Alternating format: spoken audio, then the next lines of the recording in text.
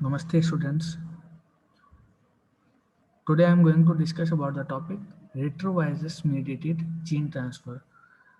So this is the technique which is used for the construction of transgenic animals and retrovirus mediated gene transfer method is a very important and advanced method.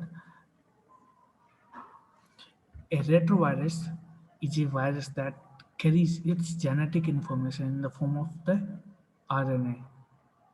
Mostly RNA have DNA in their genetic material, but these retrovirus can prepare their RNA from DNA. So this method involves retroviruses, and retroviruses are used as a vector to transfer genetic material into the host cell, resulting in a chimera organism consisting of tissue or part of the diverse genetic constitution. So mostly, what is the basic uh, foundation of this? In this, we are using retroviruses for transfer of genetic information. We are using this retrovirus as a vector. So chimeras are inbred for as many as 20 generations until homozygous transgenic offspring are born. The method was successfully used in 1974 when a uh, simian virus was inserted into a mice embryo, resulting in mice carrying the DNA. The example is the bacteriophage lambda genomic library of 106 viruses, which contain the average 20 kb DNA, which represents 6 to 7 copies of entire mouse genome.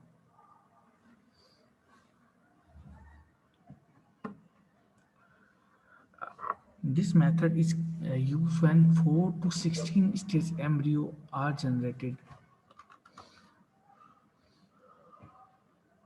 Uh, when after that a retrovirus produces a copy of its DNA to RNA genome using its reverse transcriptase enzyme. This happens actually in the S stage of the cell cycle, and modification to retroviruses frequently consist of removal of structural genes such as GAG, POL, ENV. These are the structural genes which need to be removed.